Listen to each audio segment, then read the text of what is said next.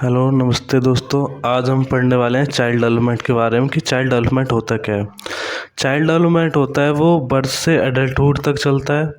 अब जैसे हमने देखा होगा कि जब बच्चे का जन्म होता है, जन्म से लेके एडोलसेंस एज तक उस बच्चे के अंदर क्या क्या चेंजेस होते हैं, तो किस किस तरीके के डेवलपमेंट होते हैं। तो इसको मैंने नाम दिया टाइप्स ऑफ डेवलपमेंट। जब बच्चा जन्म लिया, जन्म से लेके 17 ईयर्स तक उसके अंदर कौन कौन से चेंजेस हुए।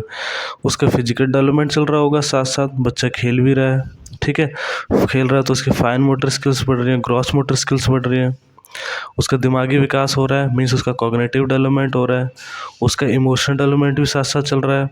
उसका लैंग्वेज डेवलपमेंट भी चल रहा है, बोलने का तरीका। और उसका मोरल बिहेवियर भी चेंज हो रहा है, जिसको मोरल डेवलपमेंट बोलते हैं। और उसका सोशल डेवलपमेंट भी चल रहा है। तो इन्हीं सभी डेवलपमेंट पे अलग अलग बहुत सारी थ्योरीज बनी है, ठीक है, कि बच्चे का डेवलपमेंट कैसे होता है। तो हमारी एक ये आज की बेसिक्स क्लास है, तो जो समझने के लिए कि चाइल्ड डेवलपमेंट होता क्या है। चाइल्ड डेवलपमेंट का सिंपल सा मीनिंग है कि बच्चे से रिलेटेड विकास, बच्चे का विकास, केवल बच्चे का विकास। क्योंकि अगर हम डेवलपमेंट वर्ड यूज़ करते हैं, ओनली डेवलपमेंट, तो वो हमारे जन्म से लेकर मृत्यु तक चलती है। डेवलपमेंट कभी एज या उस पर डिपेंड नहीं करती, वो हमेशा चलती रहती है। केवल चाइल्ड डेवलपमेंट की बात करिए तो मतलब केवल बच्चे का विकास, वो भी हमारा जन्म, बच्चे का जन्म होता है और उसके 17 ईयर्स तक चलता है। अब इस बीच में कौन कौन से बच्चे के अंदर डेवलपमेंट हुए, तो वो टाइप्स ऑफ डेवलपमेंट में आते हैं आपका physical development, cognitive, emotional, language, moral और social.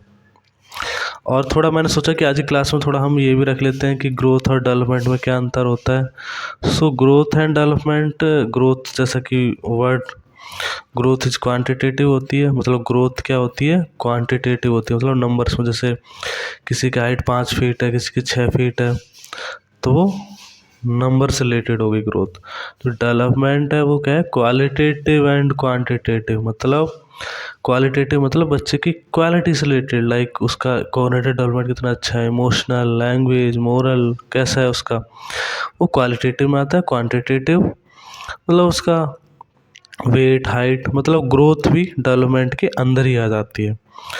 Growth refers is a physical aspect only, growth में केवल फिजिकल एस्पेक्ट आता है, हाइट वेट से रिलेटेड। जबकि development refers to all aspect such as physical, cognitive, language, emotional, social, इसमें सभी तरीके के डेवलपमेंट आ जाते हैं। Growth is limited to height and weight, development refers to all changes, ये मैंने बता दिया आपको।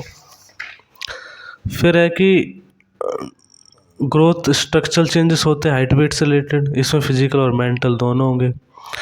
ये जो ग्रोथ है एक समय पर रुक जाती है, लेकिन जो डेवलपमेंट है वो थ्रू आउट लाइफ चलता रहता है। क्योंकि डेवलपमेंट का अपने आप में एक बड़ा मीनिंग है, ठीक है, बहुत वास्ट है।